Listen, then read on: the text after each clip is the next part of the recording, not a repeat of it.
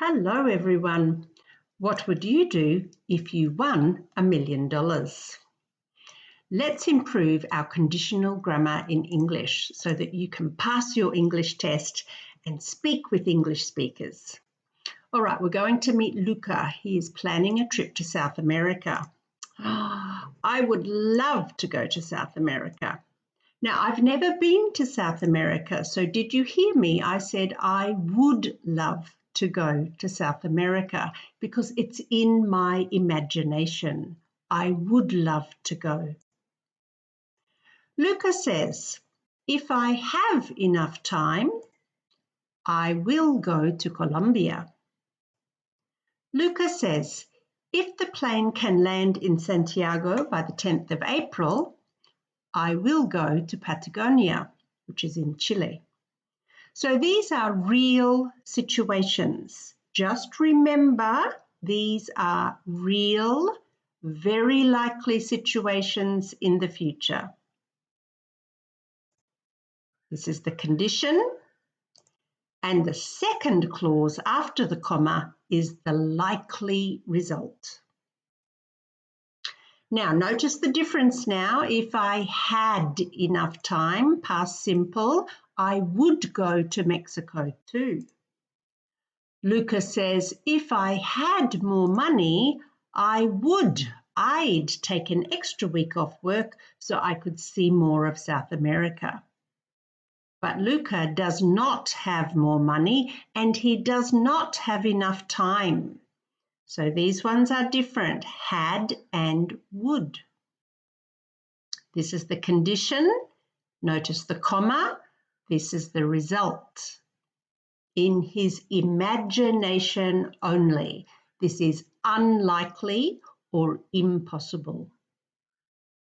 Okay, just remember the situation. Luca is going to South America, but he doesn't have enough time. He doesn't have enough money. Now let's meet Amy. Here's Amy. She has just finished school.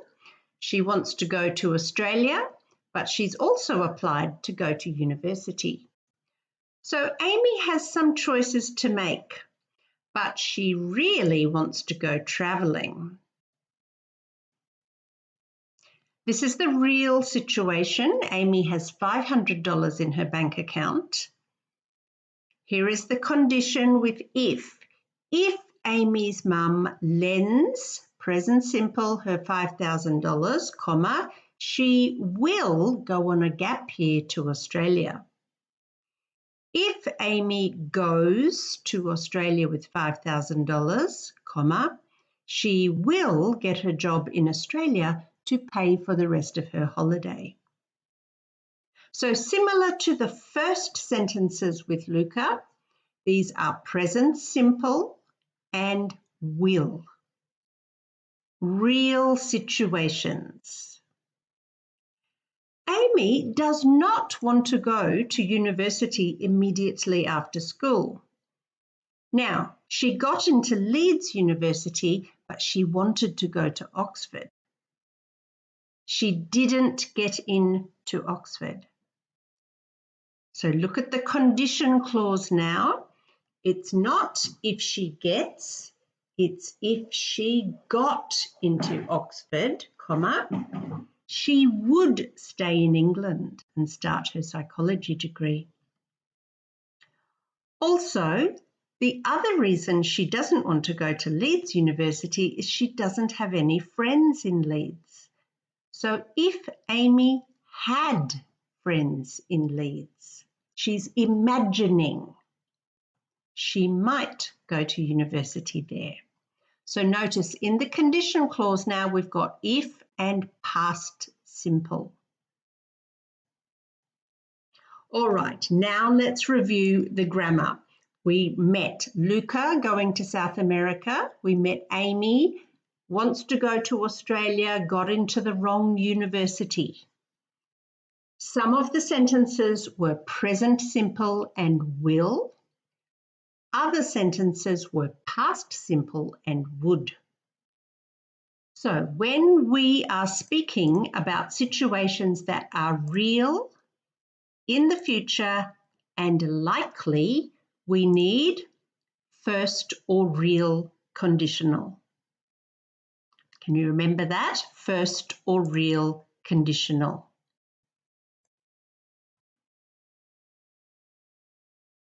Let's look at the form. If plus present simple, comma, you can use will or won't, can, can't, might. And here are some other sentences related to being at the beach. Notice all of these sentences start with if, present simple, there's a comma in the middle, and then will or won't or might, can, can't, etc. Now you can swap the clauses around, but notice if you swap them, there's no comma. So here are the same sentences, but swapped, and there's no comma. So remember, all of these ones in first conditional use present simple, and they are likely. Now let's look at second condition, which is unreal, imaginary in our mind only, or very unlikely. So here is what Luca said in second conditional grammar. Here is what Amy said in second conditional grammar with past simple and would. Now let's look at the form, just like we did with the other one. If plus past simple plus the comma, and then you can use would or could or might. So here is a child trying to reach the cookie jar. If I were taller, comma, I could reach that top shelf. And there are some other sentences. All of them start with if, past simple, comma, and then maybe could or would or might. Again, you can change the clause, swap the order, but then there's no comma. So here are the same sentences, but changed with no comma. So if we look at the second sentence here related to the picture, I'd have some savings if I spent less money. No comma. All right, we've done a lot of learning. We looked at some situations. Now let's practice. So I'm going to show you a sentence and you have to fill in the gaps. So the first one was an example. The second one, notice it's impossible, it's unreal. Do you know the answer? I would tell you if I knew, but the reality is I don't know. Let's do another one. Does this look familiar? It's a lottery ticket.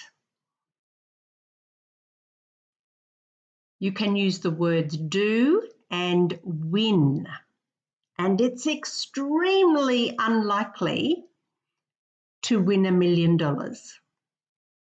Have you got the answer?